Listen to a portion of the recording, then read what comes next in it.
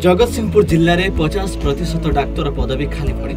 जो स्वास्थ्य सेवार समस्या होता स्वीकार कर जिला मुख्य चिकित्सा अधिकारी। पारादीप निर्वाचन मंडलीर विभिन्न स्वास्थ्य केन्द्र समीक्षा बैठक में जोगदेवा अवसर में से यह स्वीकार कर जो एमबीबीएस डाक्तर नियुक्ति पाउछंती सेमाने पीजी पे जाउथिबारु समस्या हेउथुबा कहिसंती। किछि डाक्तर पोस्टिंग स्थान रे रहु नथिबा कथा को मध्य स्वीकार करिसंती जिला मुख्य चिकित्सा अधिकारी।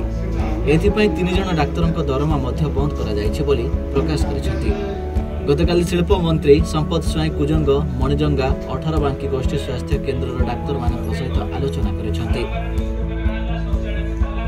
विशेषकर कुजंग गोष्ठी स्वास्थ्य केन्द्र में लगी रही डाक्तर समस्या समाधान किपरि हेबो सीडीएमओ को निर्देश देथिले।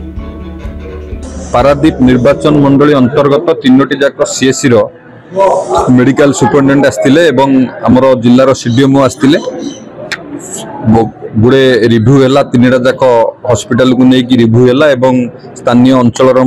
जनप्रतिनिधि आस्तिले बुद्धिजीवी आस्तिले समस्ते तांकर ग्रीवांस कहले हॉस्पिटल रे जो जो समस्या होची लोकंकु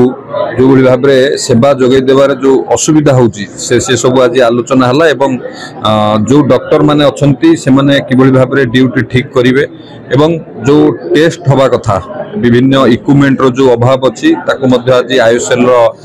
वरिष्ठ अधिकारी माने उपस्थित थिले से माने मध्य एक नोट कर नेले जो जहा आवश्यक रोगी की टेस्ट करिया पय सपोज धरंतु जने गायनिक डॉक्टर अछि किंतु एठी यदि अल्ट्रासाउंड न होई परियो गायनिक डॉक्टर मध्य ठीक भाव में रोगी की देखि परियो नै सेमती जो जो इक्विपमेंट नेसेसरी अछि तार मध्य गोटे लिस्ट आउट करा गला जेपरि लोक माने असुविधार सम्मुखीन न होबे पदवी प्रकृति खाली रहिछि और 50% अधिक खाली रहिछि से आमको असुविधा होमें असुविधा सहित भी मैनेज करुँ निकट में आमर एक्चुअली जगतसिंहपुर जिलापाई तो न सारा ओडिशा बर्तमान 3000 डाक्तर रिक्रुटमेंट हवा जाऊँच सरकार देले किसी मात्रा रे पूरण हम जो मैंने एमबीबीएस डाक्तर आसुँच समाज रही पीजी परीक्षा दे पीजी पलि जाऊँच। ए अवसर में मंत्री कहते जो डाक्तर माने रोगी को ठीक चिकित्सा देना दृढ़ कार्यानुष्ठान ग्रहण कर डाक्तखाना सठिक चिकित्सा टेस्ट पर आवश्यक उपकरण एवं आईओसीएल जोगाई दिज्व बोली पारादीप विधायक तथा शिल्प मंत्री प्रकाश कर। पारादीप सुमंत स्वाई रिपोर्ट सूचना टीवी।